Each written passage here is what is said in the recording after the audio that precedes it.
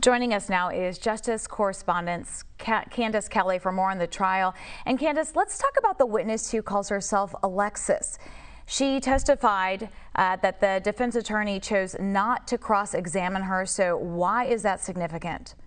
This is very significant because certainly when you are part of the prosecutorial team, you want to make sure that your witnesses are tight. You want to make sure that they say exactly what you want them to say. And I'm not sure what happened in preparation, but this was a witness who got on stand that couldn't remember when she first had sexual relationships with R. Kelly. And that's really the core of why we are in court here. She said that she was hazy in terms of some of her memories, in terms of things that just generally happen. And she was also very reluctant and said that she was reluctant to be up there. So the fact that the defense team said, you know what, she's really inconsequential, we're not even going to cross-examine her. There's not any information that we need from her. She's spoken on behalf of herself in a way that makes us look good already. So in fact, we'll just leave her alone. What she said works for us because she wasn't a very solid witness. So this is very significant that they would bring this person on the stand and that she would not really do the job that they hoped she would do.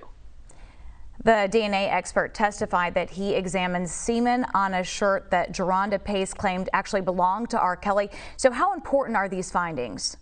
You know, they're important and they're not important. They're important because of the fact that these are, in fact, semen stains that belong to R. Kelly. The problem with this is, when did this happen, right? When did, and do they believe this particular witness? If we go back, she was one of the first women to testify in this case with details that went on behind the scene. She was also the one to have lied about her age. So when we look at all those moving parts, you have to think, how is the jury receiving this? She also received monies already in terms of cases that she has filed against R. Kelly, and they settled them out of court in terms of hush monies, if you will. So when we look at this T-shirt, and if it does in fact have semen by R. Kelly, which by the court that was a clear indication that was happening, or that happened, what does that really mean? When did this T-shirt become, become in this situation? Is this a T-shirt that belongs to someone else? Did this actually take place to Geronda Pace when she was underage? So that's really what's going to be key here, just connecting the dots in this T-shirt. Otherwise, it's just a T-shirt that could be from anybody at any time, and she's just connecting her narrative to it. Wow, there was also a computer forensic expert who took the stand, and he examined texts from R. Kelly's phone. Did they reveal anything new?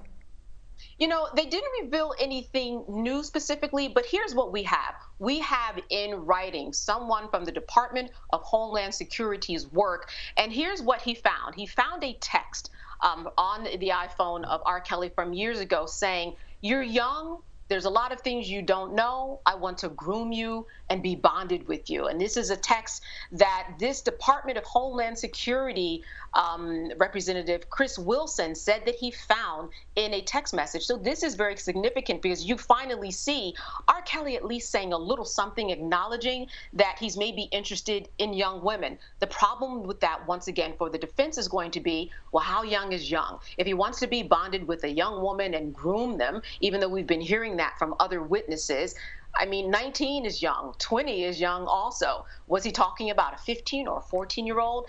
This doesn't really say specifically, what's behind this text. I do want to note that this person from the Department of Homeland Security, they actually looked into laptops. They looked into several phones that were owned by R. Kelly. And I think that we're going to hear more in terms of what was on these technical devices.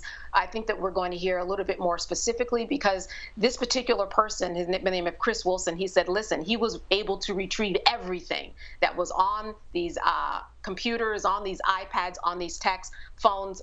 So I think that we're definitely going to hear more from them in order for the prosecution to make the case. So, Candace, it sounds like from your perspective it was a win for the defense. Why is that? Well, the defense is in a situation where they're looking at the prosecution flying around, but not necessarily kind of quite landing the plane.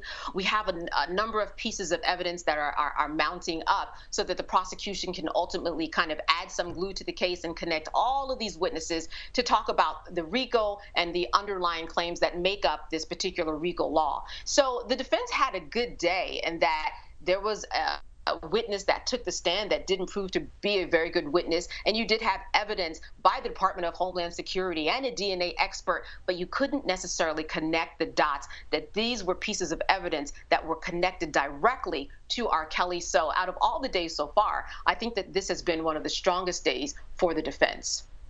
Fascinating. Justice Correspondent Candace Kelley, thank you so much for your insight and your perspective this morning.